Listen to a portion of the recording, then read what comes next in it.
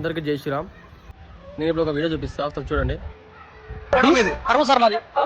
Manufacturing date నుంచి ఇది date manufacturing అంటున్నాడు కూలీలు సార్. మేము ఆధార్ కార్డ్ అనేది ఉంటుంది. Aadhaar card very sure Aadhaar card మేము కూడా తింటాం మేడం.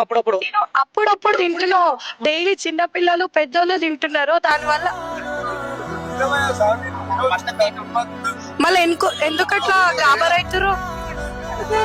సో చూసారు కదా వీడియో. నాకు అర్థం కాదు, ఫోకస్ మొత్తం మిడిల్ క్లాస్ పైన, ఇంకా మిడిల్ క్లాస్ పైన ఫోకస్ మొత్తం. ఇంకా అతను ఉండో లేకో ఏదో వాళ్ళ ఫ్యామిలీ కోసం పుట్టకూటి కోసం రోడ్ సైడ్ అమ్ముకుంటున్నాడు. మేడారం జాతరలో 10 రూపాయల కోబాని అమ్ముకుంటున్నాడు.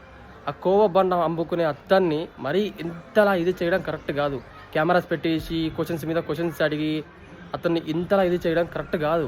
మీకు అంతగా న్యూస్ కావాలి అనుకుంటే, టీఆర్పీ రేటింగ్ కావాలి అనుకుంటే, మన ఇండియాలో చాలా రెస్టారెంట్స్ అండ్ హోటల్స్లో ఎక్స్పైరీ డేట్ కల్చర్ లేదు. వాళ్ళ దగ్గరికి వెళ్ళి అడగండి, ఇదే క్వశ్చన్స్ వాళ్ళ దగ్గర అడగండి, వాళ్ళ దగ్గర వీడియో చేయండి. అప్పుడు మీకు న్యూస్ వస్తుంది, టీఆర్పీ రేటింగ్ వస్తుంది. అది వదిలేసి అతను ఏదో ఉండే లేకో కష్టపడుతున్నాడు, సపోర్ట్ చేయాల్సింది పోయి అతన్ని ఇంత ఇదే చేయడం ఎంతవరకు కరెక్ట్? పాపం బ్రో. అతను చూడండి, కళ్ళెంబడి నీళ్ళు వస్తున్నాయి. అతనికి అర్థం కాని పరిస్థితి.